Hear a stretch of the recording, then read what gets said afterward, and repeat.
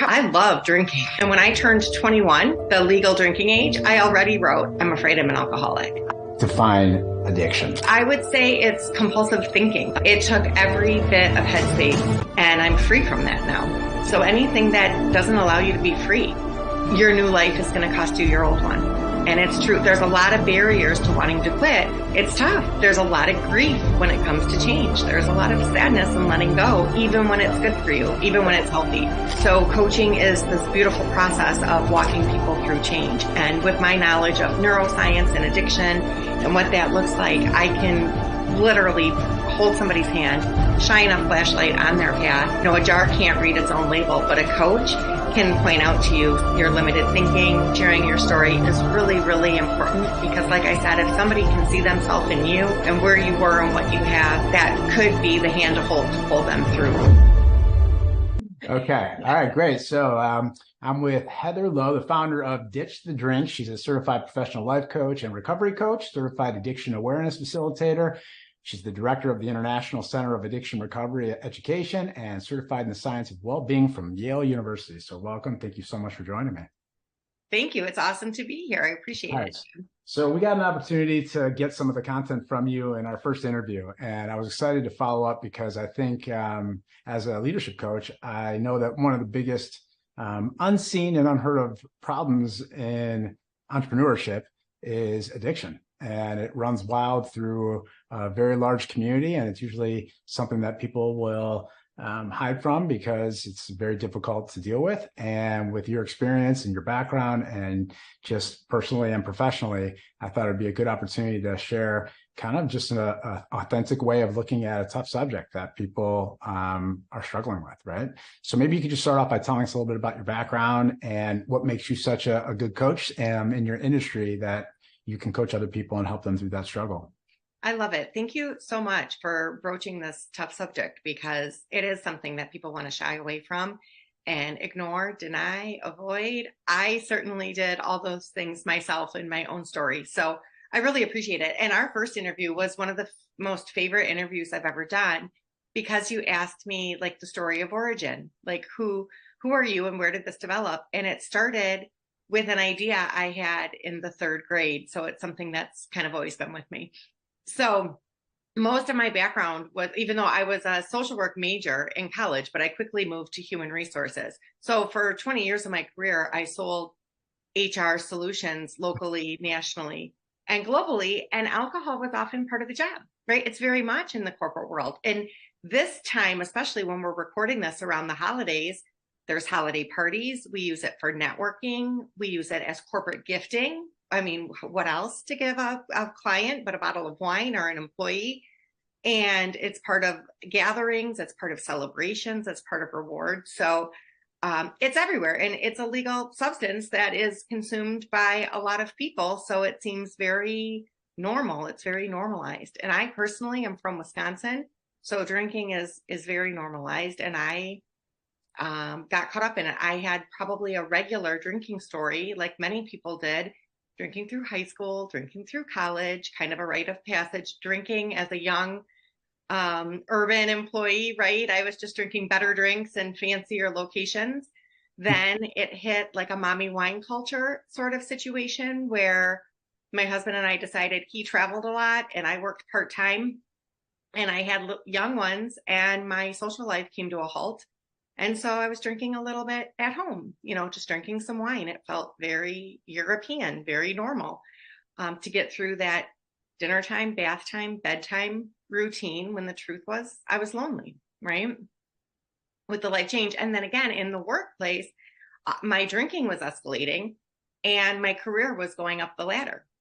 And I was getting access to decision makers at a happy hour that I didn't get in the office, right? And I loved it because I love to drink. So a lot of my drinking looked really normal, but towards the end, I was hit with some unexpected and out of order deaths of loved ones, friends that were my age, and then my dad. And this is sort of where my drinking took a turn.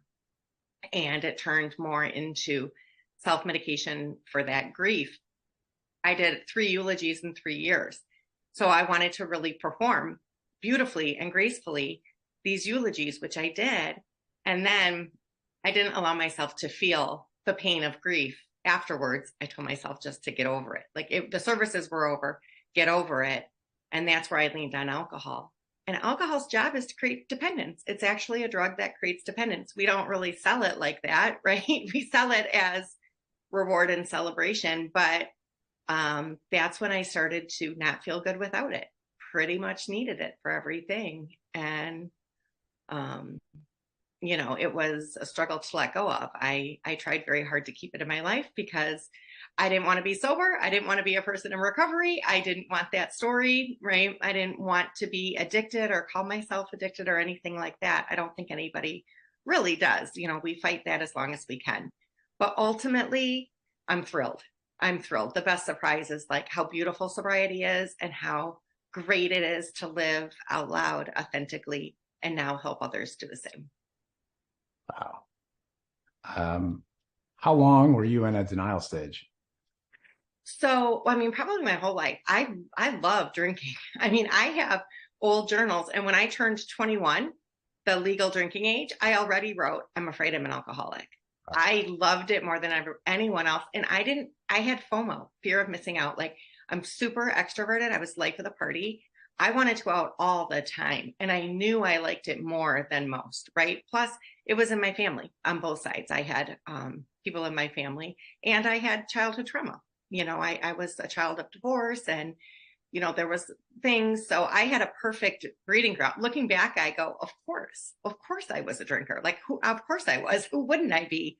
And I can take some of the blame and the shame off of myself looking back now.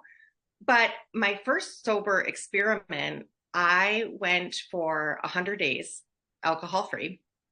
And I didn't do this to be sober. I did this to prove that I didn't have to be sober, right? I always say, like, dying from alcohol was the worst case scenario. Getting sober was the second worst case scenario. Like, I really didn't want to do that. I left claw marks in my wine bottles, but I went for 70 days. I didn't make it to 100. I made it to 70 days and I thought I was cured, and I went back to drinking.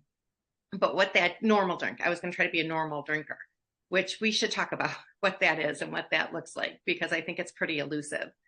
But what those 70 days taught me was I started to build this relationship with myself that I had never had, because I was pouring alcohol on all my thoughts. My own inner critic that was very loud. I have perfectionism and people pleasing tendencies, and I didn't want to hear what I had to say. It was easier just to pour alcohol on it and smile and nod and go about my life. So when I removed alcohol for this 100-day challenge, like, my head hit the pillow with a lot of pride every night. And I started to tune in to what I was thinking and what I was saying. And I started to align with my inner self and my inner world. And that seed is what is the thread that got me through to where I am today. So for 3 years, I did this on off drinking experiments, trying to, taking a big break. At Supporting one you. 5 months. Who was your rock, and were you in a program? Like, how did you do it? Was this bare, white knuckle, I'm doing this? Yeah. So I didn't do a program. There wasn't a program. So I created my own. It didn't feel right to me. The things that were offered at that time didn't feel right to me. I wanted a real holistic view, and I didn't want to label myself. I didn't want to, I really wanted to banish the shame around it. So I had a friend that went through it with me. That was the difference from the last time. So I quit about 6 years ago for the last time, and forever. And I'm happy to say that now. But the things that were different the last time than all those other experiments was, one, I asked for help. As somebody who is high achieving and independent and was raised by a single mom, I don't need any help. I basically fell to my knees and said to my husband, I need to quit drinking and I could use some help. And he was thrilled to hear those words and get some direction, because he didn't know how to help. Right. And it was confusing for him because, sure, I was drinking too much, but I was also moving up the ladder in my job. I was also the first one up every morning. Completely functional, Yeah, I was, in fact, over functioning. Right. over functioning because of my guilt and shame over drinking. So I tried to hide my drinking, of course, and then would wake up in a panic and get up early, make the lunches, sweep the floor, clean up any evidence of my drinking, and go along, drag myself through the day. Right. And so I was over functioning. So it was confusing. It wasn't a rock bottom necessary story. There wasn't, a doctor didn't tell me to quit. A lawyer didn't tell me to quit. A policeman didn't tell me to quit. It didn't look like that. You're blessed, right? Because I would imagine you see a lot of people who the rock bottom is what is the catalyst to come talk to you. Yeah. And rock bottom can be, I was waking up miserable every day. I was waking myself, Right. was waking up and punching myself in the face. Right. So it doesn't have to get worse than that. It really doesn't, right? Like that can be enough. Let me ask you a question. How do you define addiction? Like, how would you define it? Yeah, I would say it's compulsive thinking about something. So it could be a behavior, it could be a substance. I think we all can relate to it in some way or another. I mean, I think it's once you have a taste of a potato chip, it's hard to put away the whole bag, right? You keep thinking about that potato chip or those cookies. It could be online shopping, it could be scrolling. I think there's a lot of ways, but when it's taking over your thinking, it's the think, like for me, it was the thinking about drinking. Drinking was one thing, but I was planning my drinks, acquiring my drinks, getting my drinks, recovering from my drinks, hiding my drinks. It took every bit of headspace. Drinking took up all my headspace, and I'm free from that now. So anything that doesn't allow you to be free. Right. And it seems like anything that you're addicted to is coping with something, covering up something that you either haven't dealt with maybe, or numbing the pain so that you don't have to deal with it. But is that almost, in your experience, is that almost all the case, or is that, yeah, most of the time, but a lot of times there's a catalyst of something happening that puts you into a state, which again, it probably is the same thing. You're covering up whatever that tragedy, whatever that pain, whatever that is, because instead of feeling the pain, you numb it, right? I mean, I would think that it's just as bad looking at your phone 6 hours a day and being addicted to it as something that, a substance. Now, a substance obviously for your health is not going to be good, but you could argue that staring at your phone for 6 hours a day is the long-term effect. We don't even know what the long-term, but I feel like everyone's addicted to something. Like I have a very addicted personality, and I'm addicted to work, and I'm addicted to, I have ideas and I can't get away from it. So I'm very interested in the topic because I'm very self-disciplined. And so I asked you, like, did you white knuckle it? And I know you're big into communities, and I think you're even are you starting something, or do you have Yeah, I something? have a community. So I just wonder, like, when you look at your experience, you think about what you went through personally and how you didn't have that support, and you were able to do it, or you were not able to do it. So were you successful? Yeah, so I had a friend. So the things that were different is I asked for help, and then I also had a friend do it with me. A friend Okay. got sober with me my first year. So I had one person. And then they say your new life is going to cost you your old one. And it's true. There's a lot of barriers to wanting to quit Sure. because like we talked about, like socially, like everything I knew was going to change. And there's a lot of resistance to that, right? And so relationships change and it's tough. There's a lot of grief when it comes to change. There's a lot of sadness and letting go, even when Yeah. it's good for you, even when it's healthy. Yeah. So it's pretty freaking brave, I would say, to take a look at your life and decide to make a change in any way. But yeah, I think addiction does affect most all of us. And the difference between a substance is the way it's chemically making you addicted, physically and chemically with your brain making you addicted. And so, but we can all relate to that. And I don't know if there is like a normal drinking, consuming a substance that creates addiction. We call it alcohol and drugs, but the thing is, alcohol is a drug. And in fact, it has the highest harm score of all other drugs combined. But again, we're not selling it that way in the marketplace. We're saying it's a great way to relax. It's a great way to connect. And who doesn't want to relax and connect? We all do. We're saying it's a parenting tool, especially for lonely moms. Well, sign me up. I want that. And exactly what you said, escape from pain. That would be human. We would all want that. So, it starts as a solution. We go to it as a solution, and it turns out to be the biggest problem. right? It takes over. And for me, it hijacked my brain. And pretty soon I didn't recognize myself anymore. Right. Right. And like you said, not only having the courage to walk into a new expression of your life, but you have to re-identify who you are. And it's coming from a place where you don't know who you are because, like you said, you didn't have time to be by yourself. Most people don't want to be by themselves. That's why they pick up their phone every 2 seconds because Right. they don't like the silence. They don't like that. They need that constant connection to something else. And as long as it takes the eyes off themselves, I would imagine it's much easier to, again, numb it. I'm Right. curious your experience as an entrepreneurial woman and dealing with other entrepreneurs and do you feel like it runs rampant more with executives because of the stress and pressure that they're under?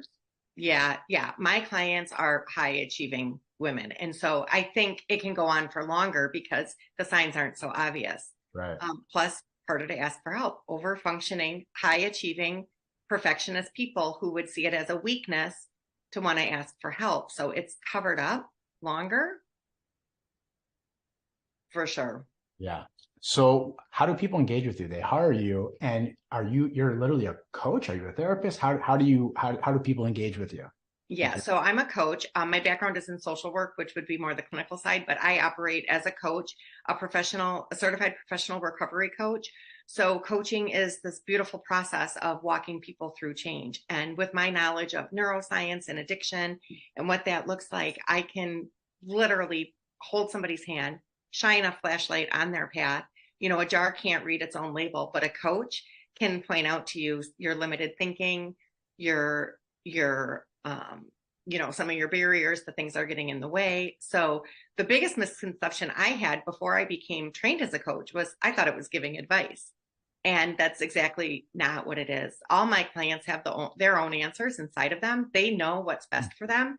They just need the questions to pull that out, right? They just need and a witness to hear them, repeat back to them, act as a mirror, hold them accountable, be a cheerleader, and then offer resources, of course. So it's not a one size fits all package. I have a digital class. That is the first thing I did with Ditch the Drink was start this digital class where I put together everything I used my first year of sobriety, which included moving my body and getting outside, and meditating and journaling, and of course all these like holistic wellness things. But it was really a journey of self-discovery and getting to know myself, learning how to take care of myself. These are things I wasn't taught, right? I kind of felt like a toddler at first with my emotions because I was having a temper tantrum and I had always had a drink for a good day and had a drink for a bad day. I didn't know how to manage emotions. So it was rocky and volatile to start and clumsy with relationships as I got to know myself and learned how to emotionally regulate, how to regulate my nervous system, how to find other outlets for coping.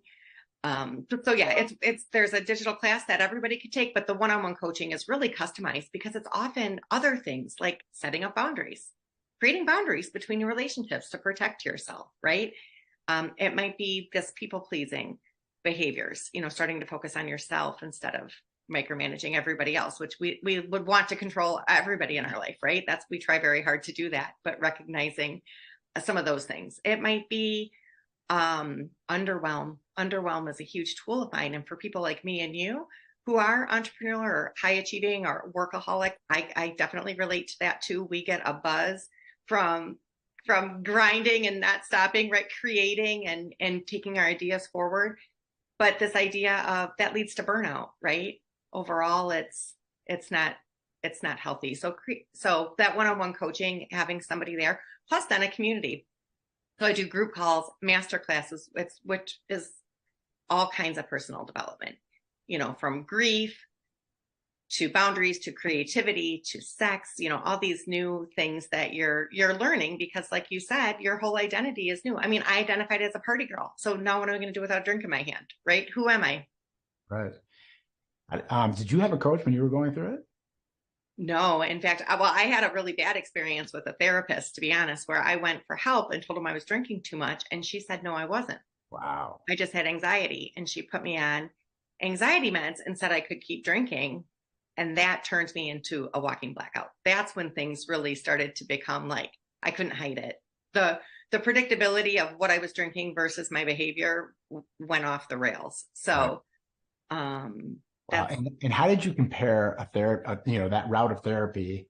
And talk to me about AA, because I don't really know anything about AA. You only hear what you see in the media and on TV, but like you obviously know a lot about it. You chose, I haven't heard it yet, and right. you're explaining. So tell me the mindset, what's your belief, and the difference.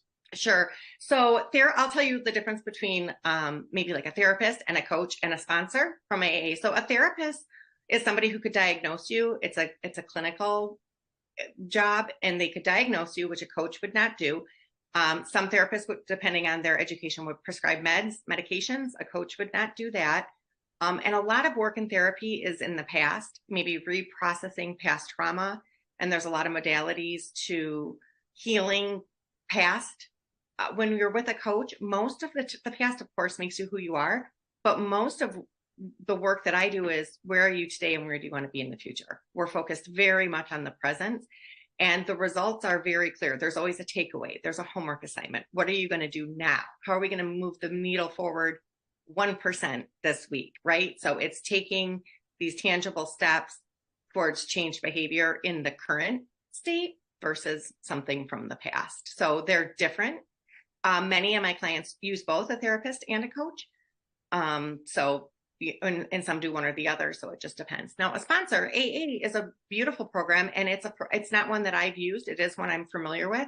Ironically, I worked at a halfway house for criminal women through college that abused drugs and alcohol, and I would take them to their AA meetings. So, and a lot of my friends are in AA, so I have some knowledge and awareness, although it's not a program that I used myself, so I wouldn't be able to speak from that point of view. It has been historically the only thing available for people. So Right. it's a community that would welcome anybody, Right. opens their arms to anyone that needs support. And it's been life saving for so many people. There's, of course, critiques of it, like there are for any program, and reasons why people do or don't want to join that program.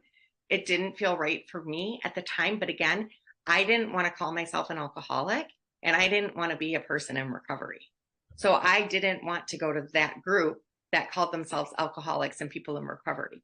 Now I have a totally different view on that than I did when I was struggling years ago. Now I think you should have jumped into that, Heather. Like that would have been a wonderful tool where you would meet wonderful people, and it could give you a lot of support and community, and really help you in the beginning. But at the time, I didn't want to do that. And since I found so many other things, and there's new things, like it's really growing. The sober curious movement, moving away from alcohol, people questioning, like the science and the studies are coming out that no amount of alcohol is good for you. And, there used to be studies that say, oh, a little bit of red wine is good for your heart. It's proven that that's not true. And a lot of things that said it was paid for by big alcohol. So there's, I think, a shift happening now. There are more coaches. It's a growing field. It's becoming okay to be what I would call sober curious, to have periods of time drinking, periods of time not drinking, getting mindful, exploring, evaluating your relationship with alcohol, trying to figure out what's best for you. And that's what worked for me. And if you would have told me at my first sober experiment that I had to quit drinking and never drink again, I would probably be dying from alcohol right now. Like that would have scared me, like I said. But to begin to explore and experiment and see for myself how much better I felt without it, that was the catalyst for change. Is the problem getting worse? Like with everything that the craziness going on when COVID hit and everyone's at home, driving people nuts, I would imagine things got a lot worse for a lot of people at home. And it just seems like things are crazy outside. It's like everything is just ramping up and it goes fast. And there's just always something crazy going on. And the media just exposes it and leverages it to get more entertainment out of you. Do you see in your experience for how long you've been doing this that there's a reason why there's more coaches now doing it. There's a reason why. And is that true? Are there numbers behind this that show like Yeah. Yeah. Well, the trend? yeah, women's drinking was up 40% during the pandemic. And so it's good and bad. I mean, it's horrible that people were drinking so much, drinking to cope, of course, but also drinking was escalating so that reaching out for help faster became necessary. Wow. So people were willing to reach out for help. And many people came because of COVID. Like I was already a drinker and now it's really increased and I need support. So the reaching out for help is key, and that's awesome and amazing that people are doing that.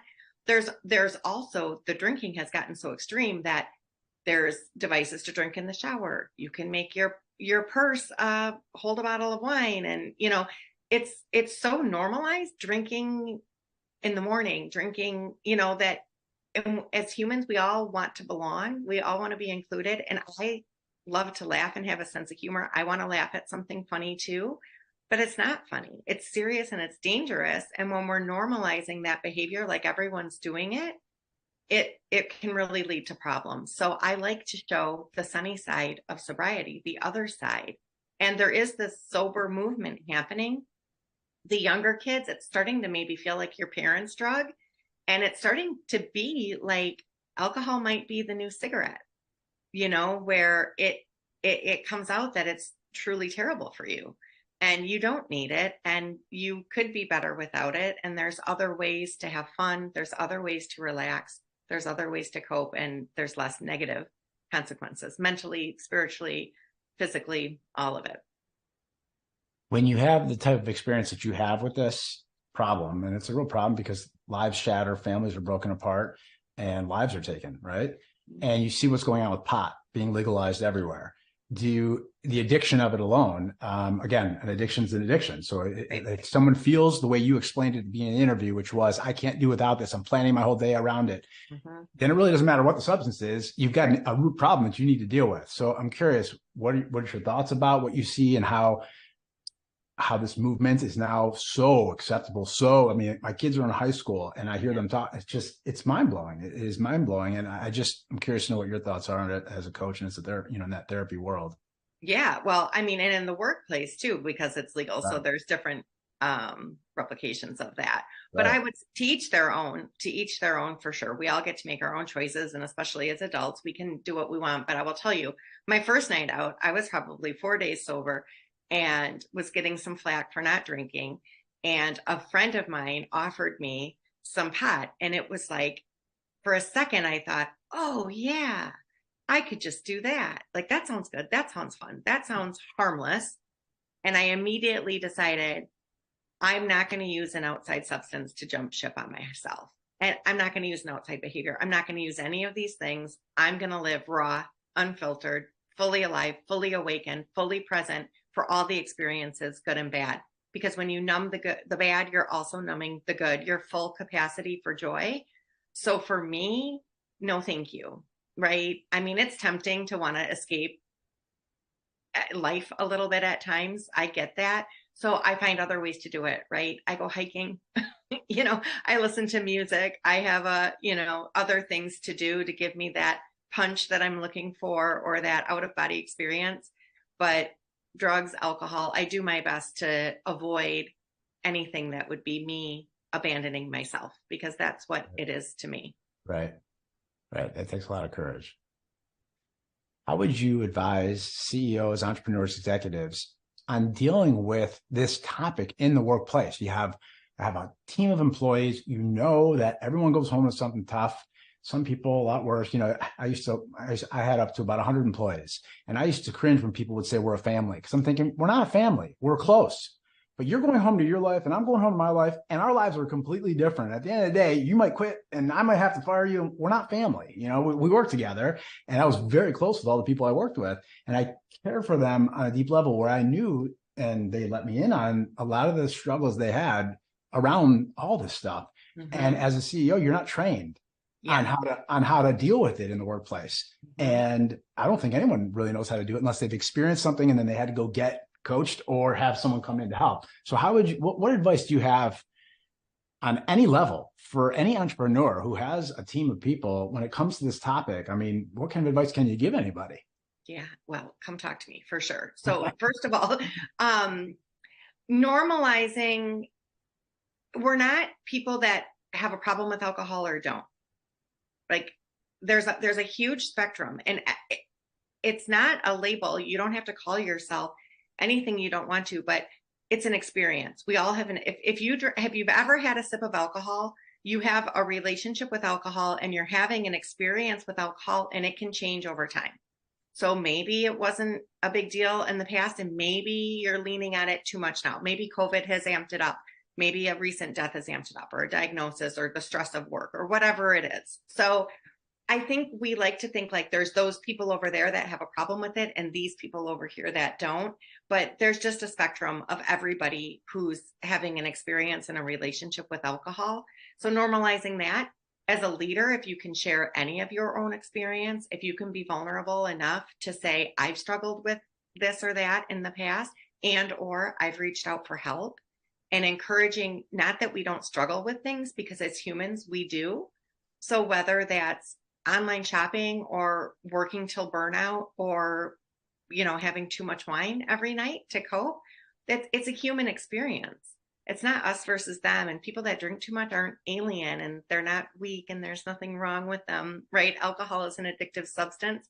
It was there as a solution, and it perhaps has become a problem. So I think normalizing the experience over time, normalizing struggling, and normalizing asking for help. If you can be a beacon of somebody asking for help, that's key. The other thing is, with coaching, the most successful, the best people in the world have coaches. It's not for the bottom barrel. Like anybody who wants to improve their life, anybody who's into personal development, anyone who wants to show up as their best self has a coach.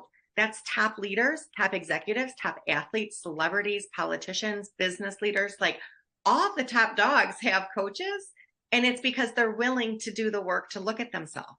And so it's a beautiful thing to offer, and it can really enhance your life. That feels very different, because I've been coached my entire life. That feels very different than having to seek out your services, because my life's falling. Like I realize I've been hiding something. I'm not who I am. And I don't know how much, either a rock bottom hit, someone caught me, whatever happened. Usually they say a domino falls, right? I always hear people talking about the domino effect. So they don't do anything because they want to hide it as long as they can. And then something happens, and bam, that's the trigger that says, either the spouse says, you need to go get help, or you come to your own realization and say, look, I need to get help. And I'm just thinking from an entrepreneurial way of looking at things in your office, especially if you see it in other people. Like, do you address it? Do you stop having happy hours with your employees because you know that that's you're enabling it in a way? It's right. A little scary. Like, I used to not like doing that with my company at all ever, and I used to see people get drunk, and it just bothered me so much. And like it's hard. It's a hard thing. Totally. So there's the gift of desperation. Sure, something terrible can happen, and that could be the catalyst for reaching out for help. But also the question doesn't have to be like, is alcohol a problem for me? It can be, would my life be better without it? Do I feel free? Am I operating at my highest capacity?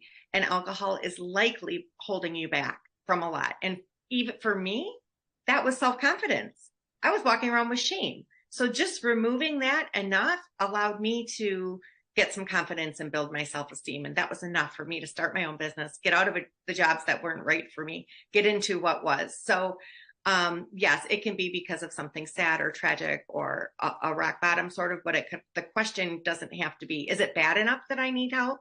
Right. The question can be, do I want more for myself, and could this help? Right. If you are a leader of a company, so there's many things you can do. First of all, there's a certified facilitator of addiction awareness training that I love to recruit people for, where you learn like a 1-hour lunch and learn, train the trainer sort of situation, where it teaches you how to talk about addiction and recovery in the workplace. And I think every leader should have that, including with my HR background. I do a specific HR module where we talk about maybe you have drink, maybe you don't have open bar, maybe you have 2 drink tickets, maybe you have a signature drink that has an alcohol-free alternative. There's alcohol-free beer, wine, spirit. There's so many awesome things these days. There's no reason why you can't offer something with and without alcohol. And you don't have to shine a light on the people that aren't drinking. The truth is, 1/3 of the population doesn't drink for all sorts of reasons. Recovery might be one, but it could be cultural taboo, could be religion, it could be a certain stage of motherhood, it could be medication or health or lifestyle. So you're really leaving a lot of people out. That's 1/3 of the people you're leaving out when you're only doing alcohol-centric drinks, gifts, events, things of that nature. There's a lot of little tweaks that you can do, including reach out to a recovery coach. Normalize that. Let that be normal. We all struggle sometimes. We all need some help sometimes. And here's somebody who's overcome something. And helps other people overcome something. You know, what a Can great someone resource. do what you do without experiencing like what you've experienced, do you think? Can you be a recovery coach? Yeah, like if you Yeah. think about what you do, like I always think for leadership coaching, if you haven't been someone who's been in a position of like leading a company, like I don't want you coaching me. Yeah. Yeah. I mean, you can get trained and, you know, to each their own. But personally, my clients say to me, and this is what I recommend for people to do is like find somebody who has what you want, who's been through what you're going through and has what you want. Right. And that's, I think, a lot of the attraction that people have to me is like, oh, I'm also in the corporate world. So I know you understand that. And you ditch the drink yourself. So they talk to a therapist who's wonderful and they love, but isn't familiar with alcohol, let's say, or addiction or the brain science about that. And I would imagine at the root, that's why it's so important that you don't try to do it by yourself, because that feeling of connection with another person is what can give you the strength and the understanding and the guidance, versus people who I would imagine at the beginning of trying to break a bad habit, they're doing it by themselves because they're hiding it. Yeah, And and so, we don't want to fail. And we're scared. We're scared if we say we quit drinking. Here's the other thing. And then a week goes by and now we are drinking. Now we're going to be judged. But the truth is, you get to explore. You can have periods of time drinking and periods of time not drinking. You're exploring what's going to work for you. And I think of like when a baby's learning to walk, if it doesn't take its first step and walk down the hallway, we don't say like, what a dumb baby. You know, right. what you're never going to learn to walk, right? Like we learn by failing. We learn by trying, by So doing. your training and your guidance and coaching, when you say explore, that's at the beginning of the process. Because obviously, if you're addicted to something, you got to cut yourself off at some point, right? Yes, yes. And there's different ways to do that. So some therapists might work on harm reduction, like drinking less. So I help people drink less or not at all. What happens when people work with me, they lose the desire to drink. But what might them get to come to me, like I said, if you told me I had to quit drinking forever, that might really scare me. And the Right. rebel in me might say, hell no. Right. But once I started drinking less, I started feeling better. Once I started to align with myself and hear my inner voice, once I saw alcohol for what it was, that it's not just the euphoric first sip feeling, it's the middle of the night panic, it's the morning shame, it's the questionable relationship I have now with everybody, right? Including myself. If I include that with all of alcohol, its negatives are starting to, you know, outweigh the positives. And to truly ditch the drink and live a beautiful, happy, full life like I have, I've lost the desire to drink at all. I don't want to drink. I'm not sitting here white knuckling, wishing I could be drinking at that holiday party. Right. I'm thrilled with myself that I don't need it anymore.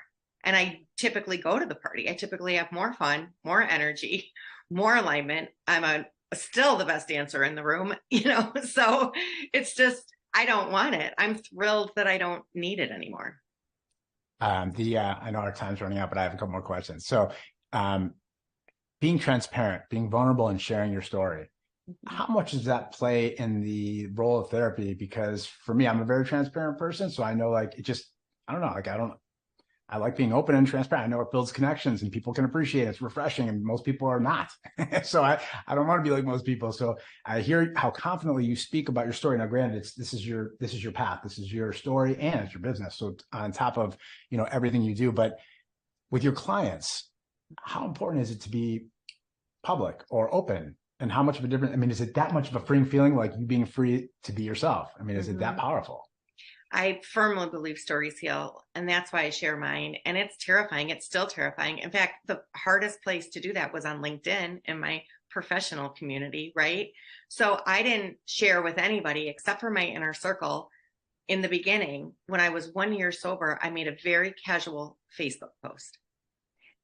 Now I've gotten really loud and really proud and way more confident being on podcasts and this or that, sharing my story. But I always say like my sober muscle grew over time, right? I did little light lifting into heavy lifting, and your confidence grows over time. But I think sharing your story, when and if you're able, is really, really important because, like I said, if somebody can see themselves in you and where you were and what you have, that could be the hand to hold to pull them through the muck. I think it's super valuable. And as a leader, what we were talking about in the workplace, if you can share a story authentically, your employees automatically feel safe, Right. belonging, connected. That's what's important for growth and healing in any organization or individual. Yeah. I mean, I went through a divorce. It wasn't a bad divorce, but no divorce is good. And I shared it with my company. And I remember after I shared it, and I was real close to my company and everybody. But I was going to say, like, the power of what it does to other people and how it empowers other people and the connection that it helps build and relation. I mean, it is really transformational. There's no question that on top of it being freeing for yourself to share something so personal, which is again hard because you're putting your heart in people's hands and they can squash it and they can use it against you. And I'm sure in your world, people will do that. And it's a hard thing to trust, because trust is a delicate thing that can be really fragile at times. So, wow, it's very powerful. Another question I have for you is there anything that you can think of that you believe that other people think you're crazy? Well, I will say just that this sober life is more fun. It's the biggest surprise. If it didn't happen to me, I would find that to be pretty hard to believe. And why? Why is it? What? Well, as a drinker, like my whole life, if somebody didn't drink or they were somebody who had like one drink at Christmas, I interrogated them. I couldn't believe it. Like, what do you do? What do you do for fun? And do you have friends? And what is wrong with you? Like, what do you do? I really didn't understand it because in my environment growing up, I just drank and everybody I knew drank. So I could not imagine a life without it. And I felt like if I wasn't going to drink, that I would be this like pure, like virgin, like a nun. Like I might as well join the nunnery, right? Like, or something, become a monk and be alone in the wilderness. Because what do you do? How could you have fun? And it's like there's so much energy, there's so much fun, there's so much confidence and adventure and laughter, and you feel better.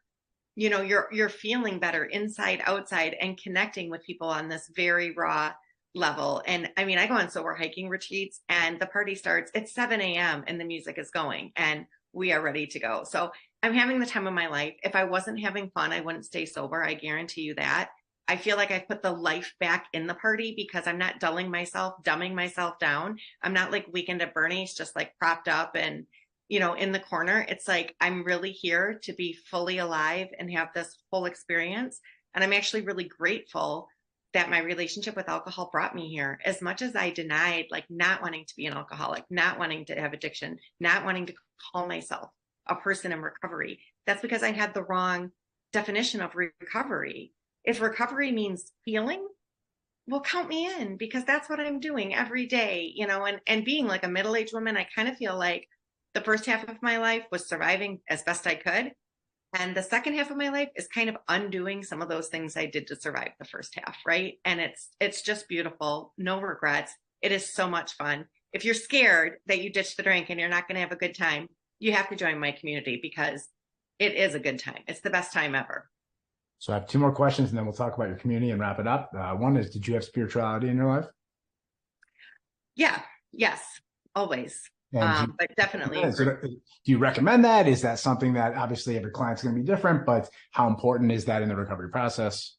Yeah, to each their own. I like to call it Gus now, like God, universe, spirit. But it was a connection with myself and an inner knowing. And alcohol affects your intuition, judgment, decision making. So even if miracles are happening, you maybe don't have awareness to see them or to receive them. So yeah, depending, I mean, people are part of different religions, different spiritual practices, in all sorts of different ways, whether that's a meditation or just a daily devotional reading. Right. To each their own. I work with people to customize what works. But yeah, alignment, and it's alignment with this inner knowing and with your higher self. And alcohol, no matter what, clouds that. So removing that really strengthens that for sure. During that. And then last question I have for you is your family. So your husband, and you have children? Yeah, two teenage daughters. So how much has the relationship changed with them? How open were you with your kids? And with your husband, who was thankful when you came to him for help, was he nagging you to get help? I mean, what was the kind of the role with your family? Yeah. So there was maybe this dynamic as me as a drinker, again, an over functioner. And I was maybe marching around resentful, but feeling like I was doing everything for everyone. Right. And everybody was always disappointed in me if I drank too much or if I said I was going to have a little and oops, I had a lot. And I was actually disconnected because I would want everyone to go upstairs and go to bed so I could start my drinking or so I could amp up my drinking so I could be left alone. And so it created a barrier and it created resentment in all the ways. So when I removed alcohol, well, my husband, yeah, it wasn't good for me. He didn't want me to drink so much, but he didn't understand either. He wasn't trained in this and he's not my boss. I mean, my whole life, I'm like, you're not my father, right? So he knew better than to tell me what to do. And again, it was kind of confusing because I was so high functioning. It wasn't so obvious that I needed help. But I asked him to not drink around me for the first week or two. And like I said, he was thrilled to have direction and what to do. And he still doesn't drink around me. And I love the solidarity. And we go on vacation. We've been to a Pitbull concert. We're at the Coldplay concert. We're in Mexico in the pool, having the time of our life with our teenage daughters, and none of us drink. And I think it's really beautiful to show, and we're having more fun than anyone around us, right? And so I think it's been really beautiful to show my children. It changes the trajectory of the generations forwards and backwards. When I've worked on this healing myself, I get to show them something new. They've learned, they know everything. They're my biggest fans. They follow me on social media. They're my biggest fans, my biggest support. And it's been really beautiful. But you know what? They've had to change too. When I up leveled, they had to up level. And we had some dynamics that had to change and communication that had to change. And it was a little clumsy at first, but we managed through. Very cool. So let's end with how do people get in touch with you? And what are some of the signs that people should be thinking if they're at that first stage where they realize there's a problem? Like, do I need to call someone, or they know, but they don't want to? Mm-hmm. What are those signs and how do they get in touch with you? Yeah. So ditchthedrink.com is my website. I have a free sober secrets guide and coaching video. I think it's for everyone. Everyone can download that if you're questioning anything. And even if you're not, it's just good life advice, right? So download the Sober Secrets Guide, get that little coaching video. If you want a community to start to explore this, if you want to do an experiment, of course, I've got that. I've got the digital class. I've got one-on-one coaching. You can schedule a complimentary call to learn a little bit more. Follow me on social media.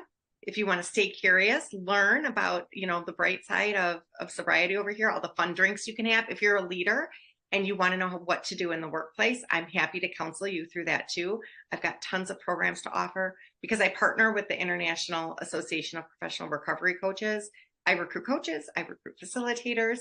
And then now I've interned, my clients have become coaches and now I'm helping them start their businesses. So it's this just like beautiful full circle for me. So if you have any, and again, the question isn't how bad does it have to be? It's like, could it be better? And even in the organization, are we a little sketchy with our relationship with alcohol in this organization?